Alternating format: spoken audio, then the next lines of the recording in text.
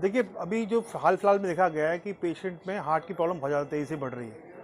उसका जो मुख्य कारण है उसमें एक तो हमारी जो स्लीप पैटर्न है बहुत बदल गया है। एक हमारे में स्ट्रेस बहुत बढ़ गया है और दूसरा जो हमारे जो खान-पान है वो बहुत अलग हो गया है। और इसके अलावा जो कोविड है उसके बारे में लोग कहते हैं कि कुछ उसका कोविड का असर है, जिसकी वजह से हार्ट के मामले काफ़ी बढ़ रहे हैं। और एक जो इम्पोर्टेंट बात जो मैं बताना चाहता हूँ वो ये है कि अनयूजुअल एक्सरसाइज, जैसे आप शादी में गए, आप सीधा नाचना शुरू कर दिया, आप सीधा गए, आपने टीएमटी पे दौड़ना शुरू कर दिया, आपने कोई ट्रेनिंग नहीं ली, आपने किसी का सलाह नहीं ली, और जो अनयूजुअल फॉर्म ऑफ एक्सरसाइज है उससे भी हार्ट के कारण बढ़ने हैं। अब करना क्या है, अगर किसी को अनइजीनेस हो रही है चेस्ट में इसके यहाँ से लेके ऊपर तक किसी को अनइजीनेस है, हाथ में अनइजीनेस हो रही है, तो तुरंत अगर डॉक्टरी सपोर्ट अवेलेबल है डॉक्टर को सपोर्ट करें।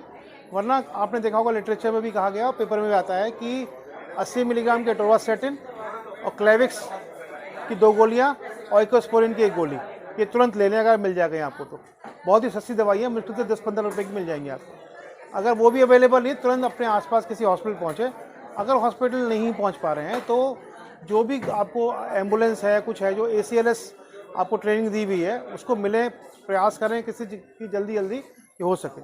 इसके अलावा अगर किसी को हार्ट की प्रॉब्लम है तो इसके अलावा कोई कारण मतलब कोई हम कर नहीं सकते, हेल्प नहीं कर सकते अनटिलनेस वो हॉस्पिटल पहुँचे। तो अगर हॉस्पिटल पहुँच सकते हैं बहुत अच्छी बात है, वरना एटोवास्टैटिन की 80 मिलीग्राम की गोली, क्लेविक्स की 2 गोली और इकोस्पोरिन की 1 गोली ले लें तो मरीज को तुरंत लाभ मिल सकता है। इसके अलावा अपने जीवन में स्ट्रेस और अनयूजुअल फॉर्म ऑफ एक्सरसाइजेज और स्मोकिंग और स्लीप और इन सब का ध्यान रखें ताकि पेशेंट को हार्ट के मामले कम से कम हों।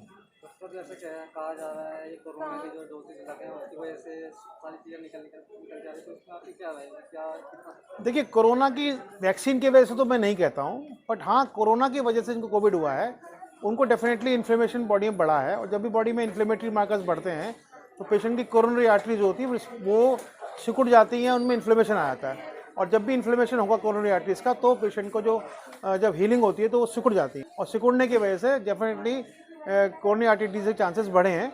बट अभी तक कोई ऐसी लॉन्ग टर्म स्टडी या फिर रेंडमाइज कंट्रोल स्टडी नहीं हुई है जिसको हम कह सकें बेसिस पे कि हाँ भाई कोविड रिस्पॉन्सिबल था हार्ट की केसेस बढ़ाने में।